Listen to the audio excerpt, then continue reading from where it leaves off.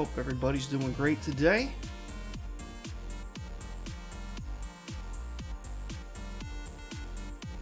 Can't wait to burn these GameCube games.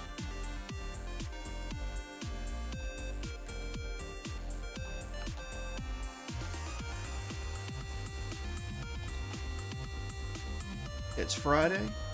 Everybody's feeling good, I imagine.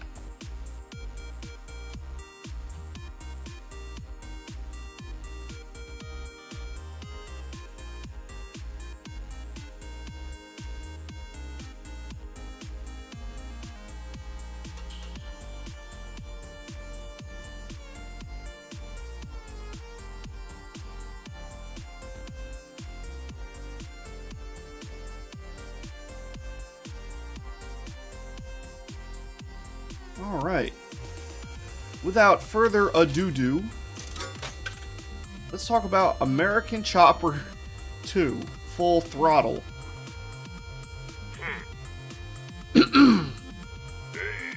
Now, presentation-wise, this game was great. And you could, like, customize bikes and stuff like that. No one really had a problem with that. But here's the thing. The controls were extremely basic. Phoned-in controls that don't give you the experience of riding a motorcycle. And they had bad physics. And you're supposed to, when you lean, you're supposed to sort of be able to feel that through the controller when with the bike and the rider, sort of moving. But you don't get that in this game. And apparently there was very bad respawn programming as well, because like if you'd crash into something, the game would respawn you like almost directly in front of the thing you crashed into, meaning you had to like really fidget with the controller to not crash into it again. It was a bummer. And of course, poor collision detection. So let's show American Chopper what we think of their game here.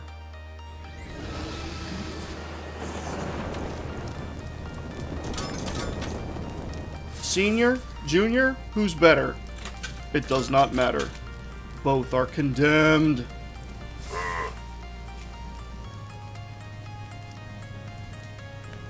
Welcome, Karen. Karen says, GameCube was the first Nintendo home console to have Sega and their Sonic games. After Sega stopped making consoles and became third party.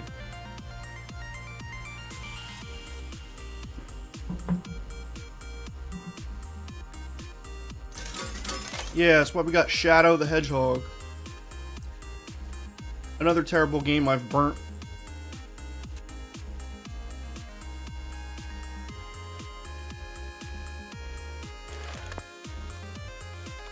Next game on the list. Space Raiders. Oh boy.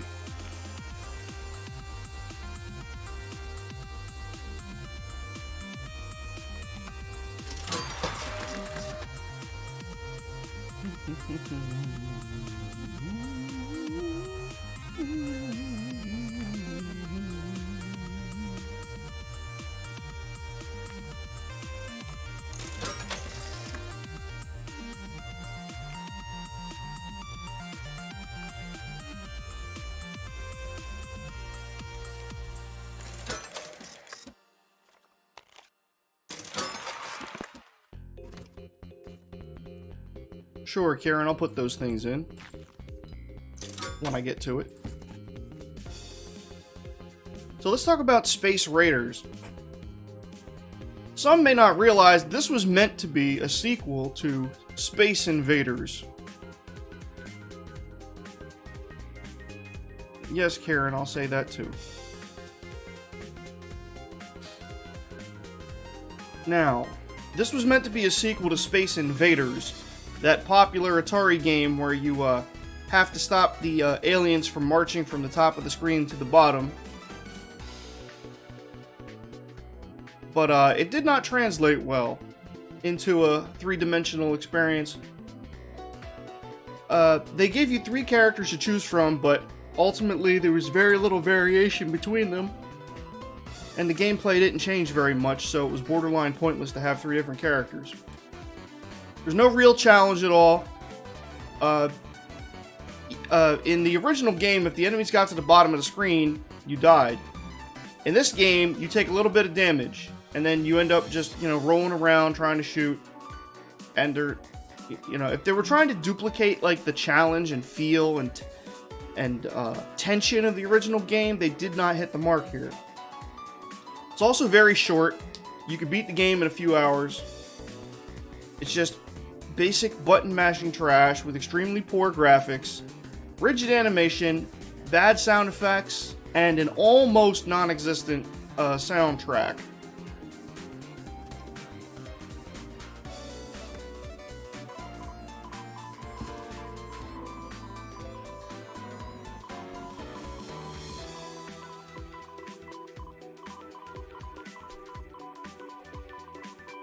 Cooperate, damn you.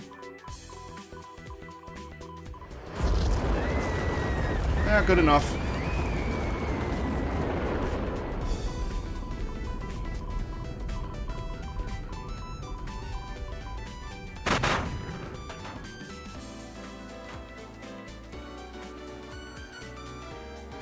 I think the rocket went explodey in the top of my chimney.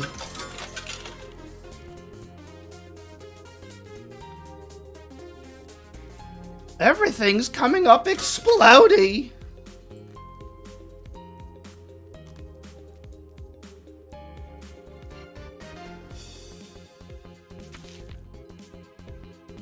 And the moon takes forever to burn up.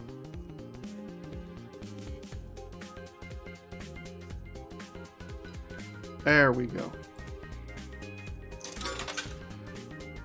Once it loses its gravity, you know it's done.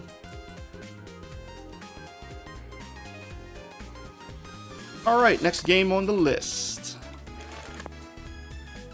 No. Disney's Party. Good grief.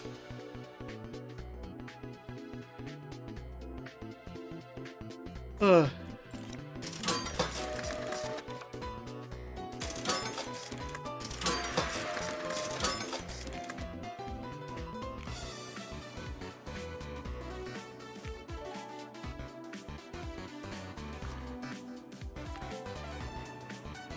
That's good enough.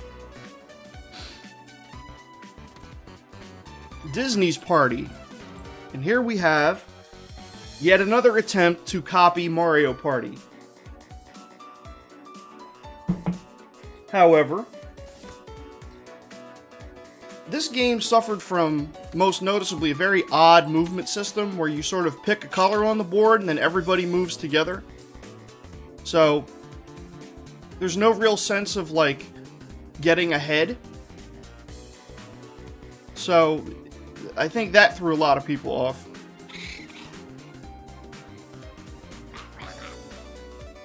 Also, many of the mini games in the game are very similar to each other, so they just sort of slapped a different coat of paint on some of the mini games or some of the mechanics and tried to pass them off as new games, or new mini games as the case may be.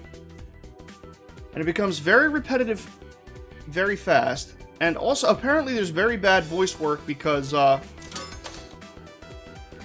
this game did not have the standard actors, voice actors and actresses doing the voices for the characters. It was character imitators. Alright? And it apparently it's very noticeable.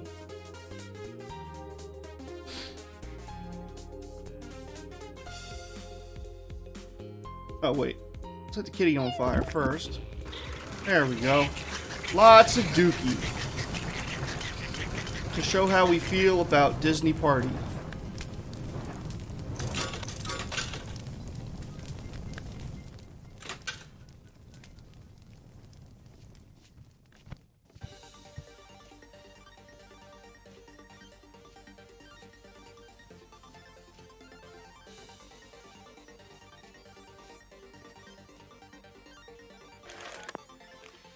Next game.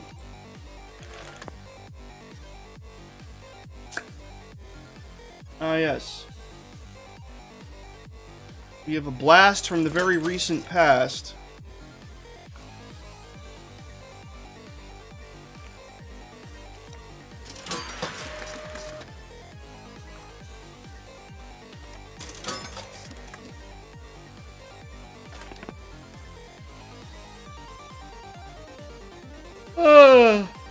Excuse me. Oh, man. My sleep schedule's just jacked, man.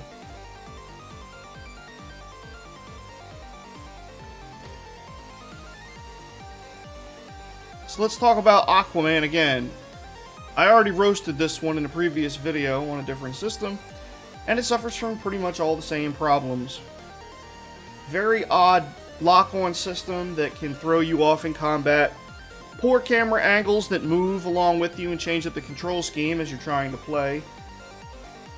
Not enough detail in the environments, and very bad draw distance.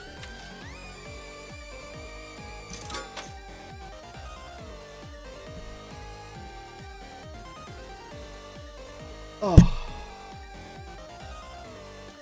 Let's wait for our other little prize here. Alrighty.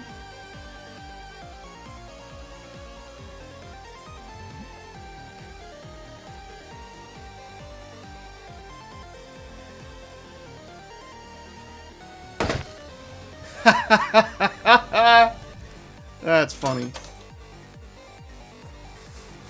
Anybody for calamari?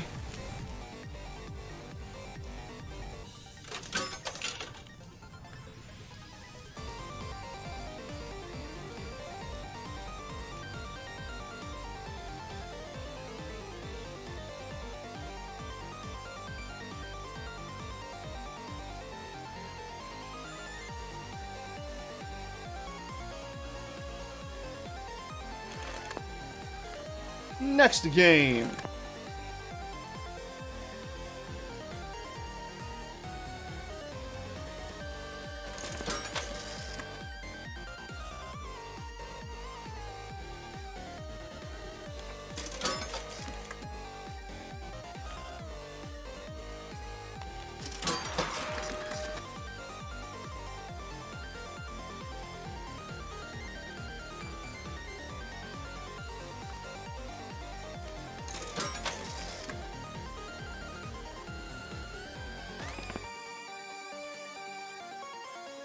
This is...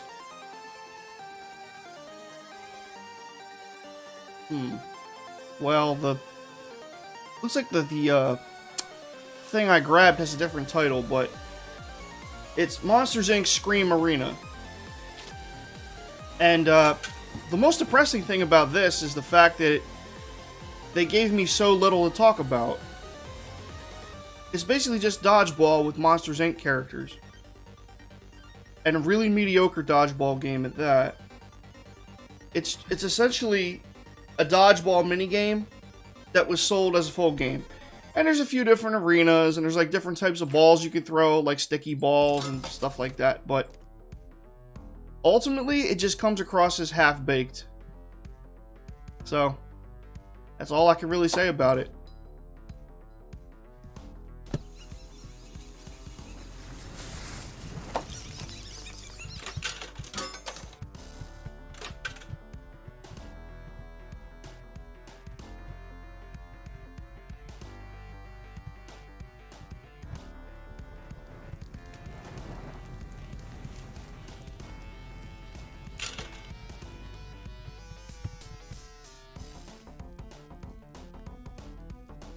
Alright.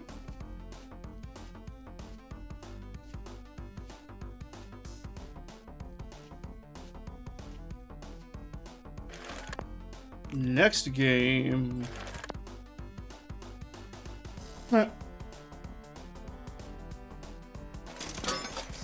MC Groove's Dance Craze.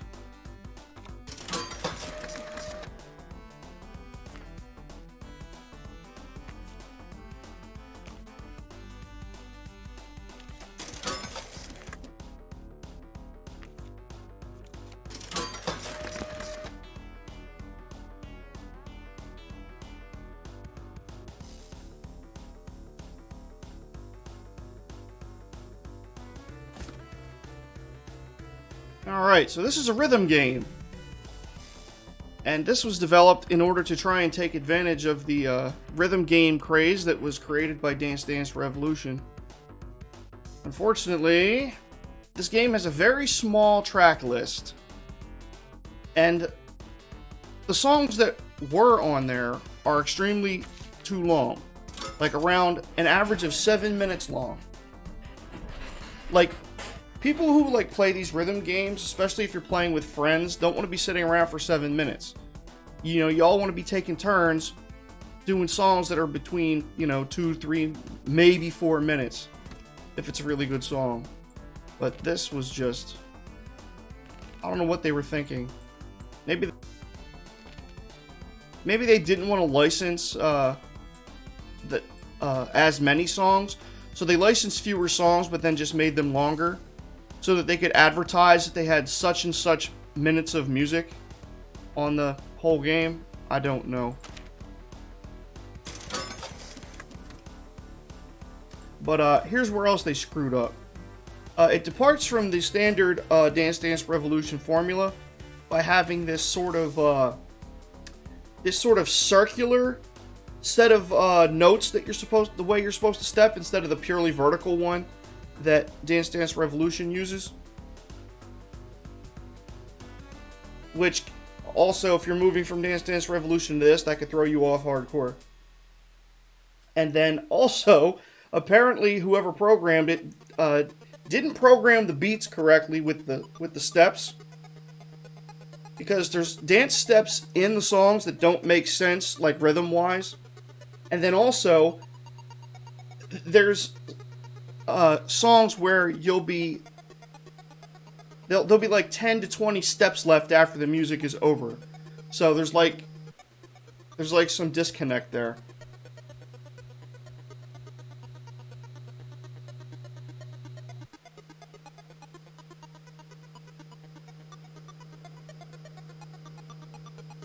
So let's send MC Groove's Dance Craze.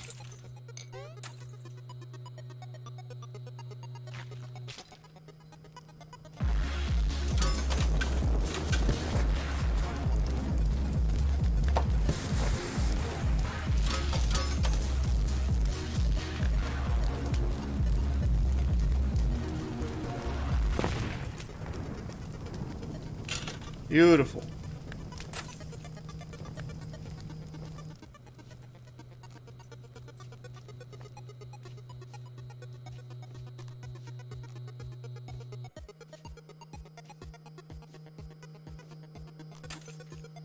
Super. Next game. Oh, here we are.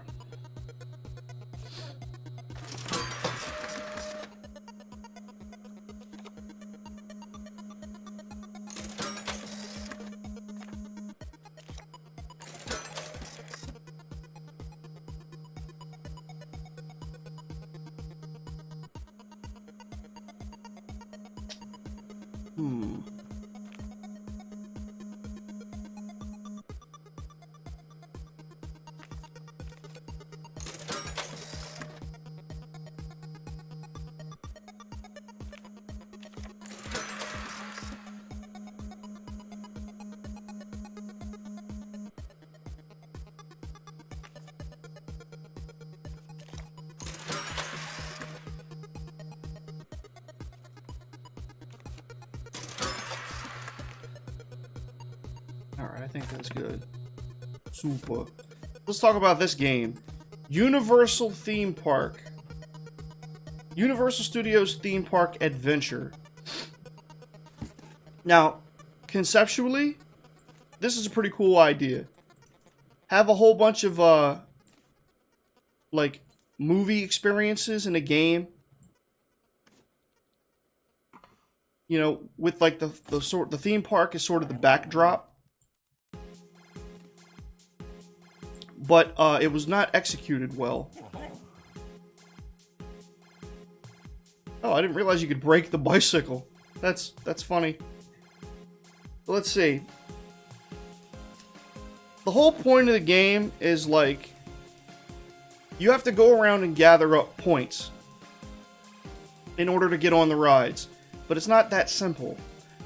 You get points by picking up trash and throwing it into trash cans and shaking hands with costumed characters that you might meet throughout the park. You use those points to go and buy hats. Once you have a hat, you can go on the ride associated with that hat. You got me? And then you also collect stamps that say Universal or something like that. So like the point of the game is like a stamp collecting contest. And so you go on the different rides, and I guess you have to win or something in order to get stamps. But like I said, it was a poorly executed idea. The controls are clunky in most of the games.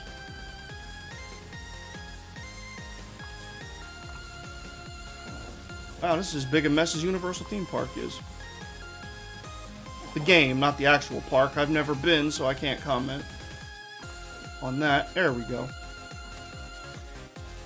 So let's see. So you're essentially locked out of playing any of the mini games until you run around the map for Lord only knows how long, picking up trash and shaking hands with costume characters until you manage to find enough points to go buy your first hat.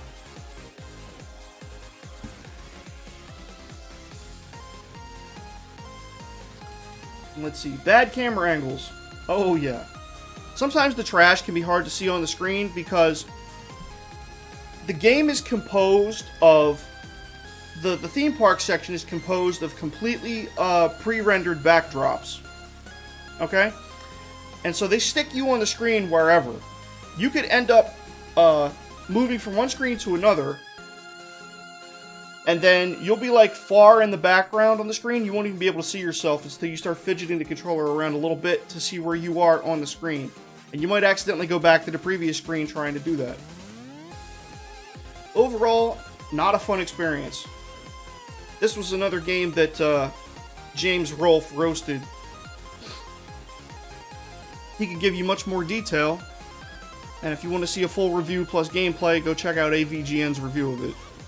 So we have our objects on the screen to represent the mini games that are available from the different franchises. A clock for Back to the Future. A snap trap for Jaws. A fire extinguisher for Backdraft. A bicycle for E.T. A dinosaur, well, for Jurassic Park. And this boat representing the Waterworld stunt show. Oh, and I guess there was also the Universal Monster Maker, so let's throw in a zombie. I never saw any gameplay of that, though.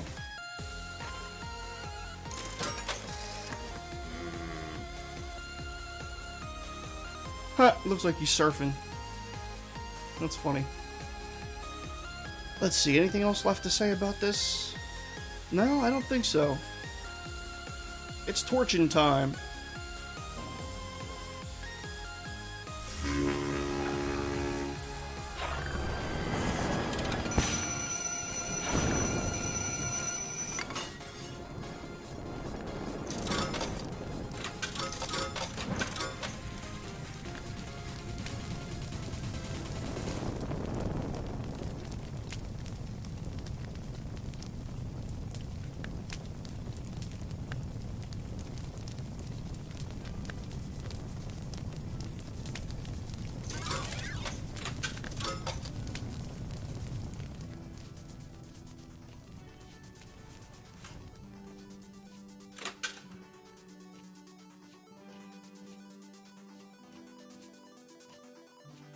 Yeah, I know you asked for an alien, Karen, but I put in the bicycle because that bicycle minigame is probably the most broken minigame of any game with a minigame in history.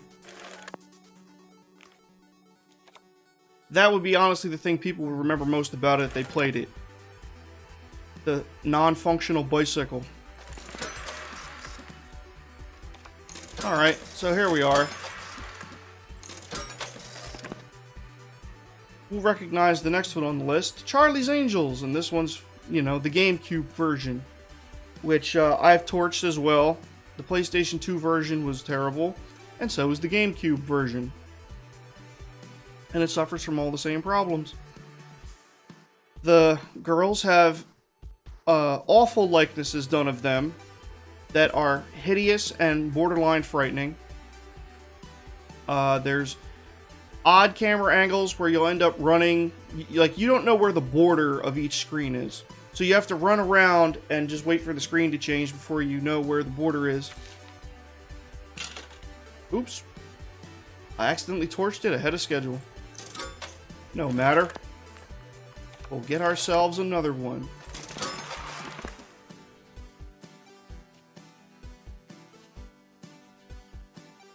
Now, the combat is extremely boring. Your moveset's composed of just a few moves to do combos, a couple punches and a couple kicks, and then you have a special that comes up occasionally.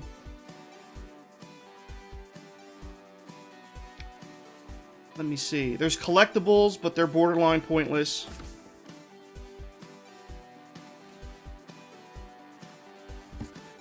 I'm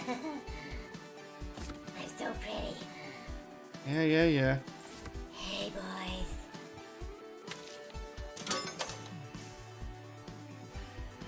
Nothing else to say. Game sucks.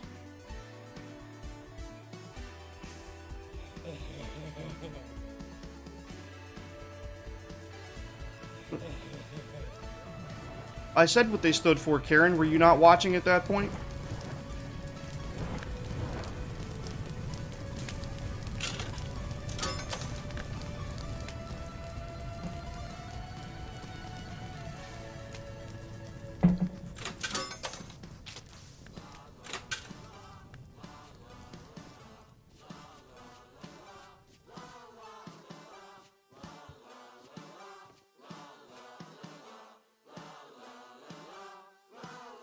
Anyway, I put in a clock for Back to the Future, a dinosaur for Jurassic Park, a bicycle for the E.T. game, a fire extinguisher for Backdraft, a snap trap for Jaws, and a boat for the Waterworld Stunt Show, and a zombie for the Universal Monster Maker.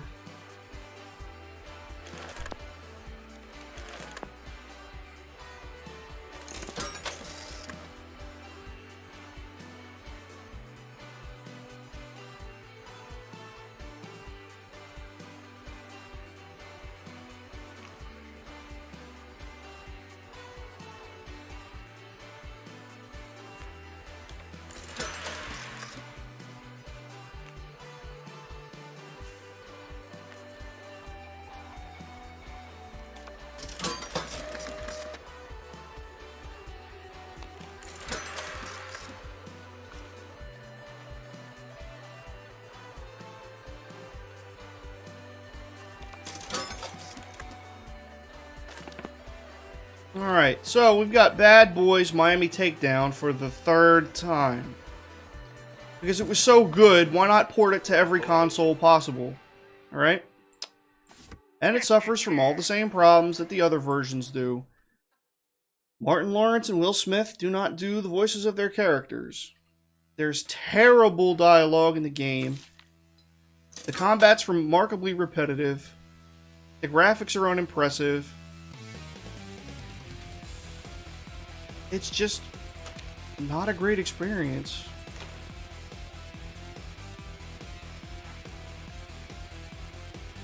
Did anybody else play Bad Boys Miami Takedown?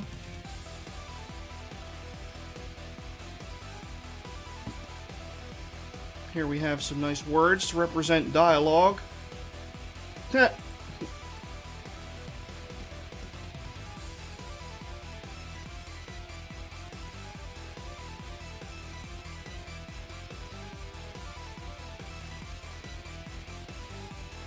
That's funny. Actually has the word damn in there.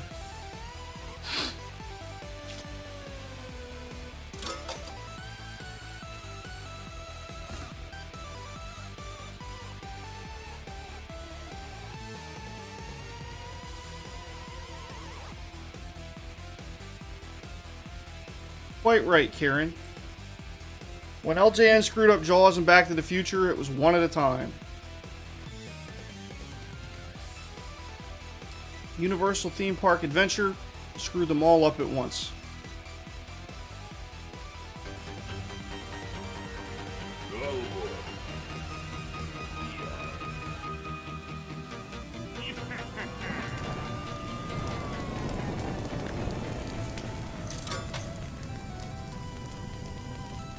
green pixelated fire.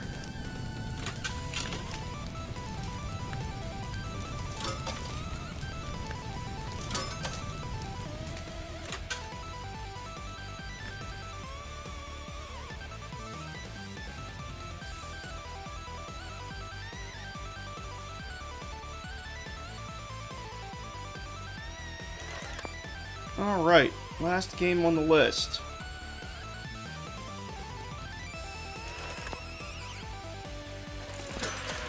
Shrek Extra Large.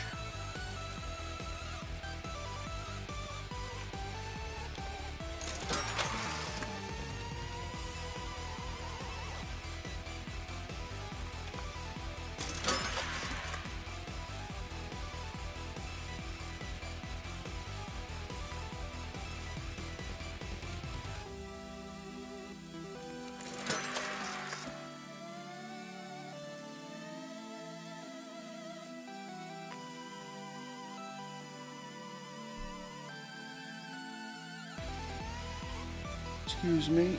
Ugh. Eyes bother me just a twinge.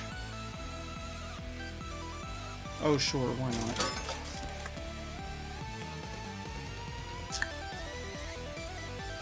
not? Good enough. Let's talk about this game. Shrek Extra Large. So, for starters, this game is rated T for teens for absolutely no reason.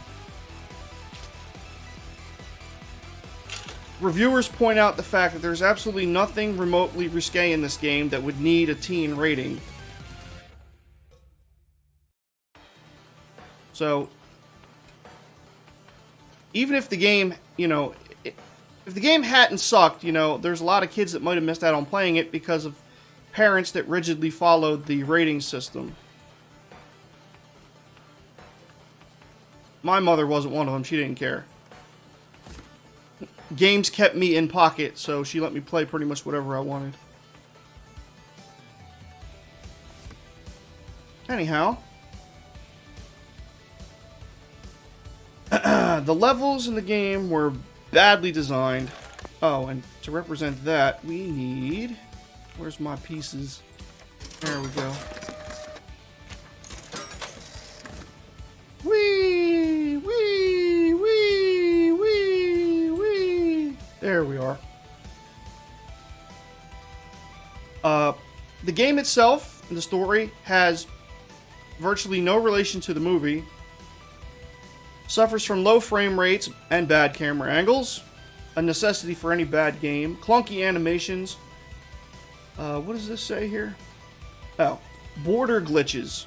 There's a few places in the game where you can accidentally walk into the negative space outside of the game's intended borders.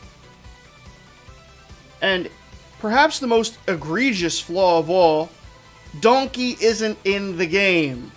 How do you have a Shrek game without Donkey?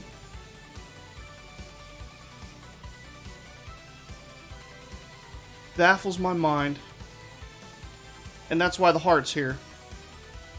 Because we're heartbroken.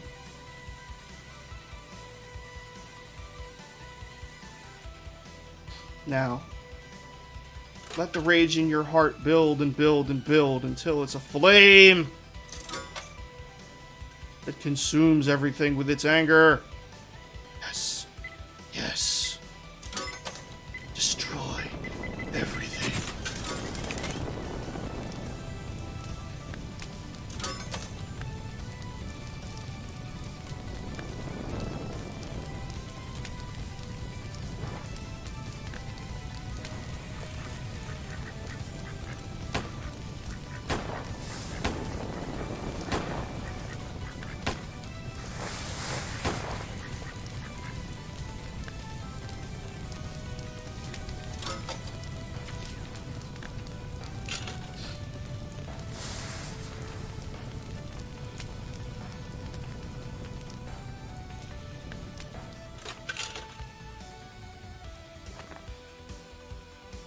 Beautiful.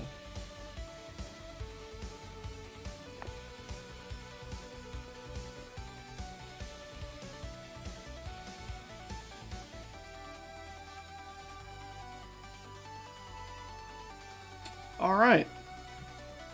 That was invigorating. So, with that, we have finished with the list of 6th generation console games. Yay! So next up is going to be a list of 13 bad game companies that are no longer with us. Defunct bad game companies, and I think you know a few games that are, or a few companies that are going to be on the list. So look for that on Sunday. Yeah, Sunday.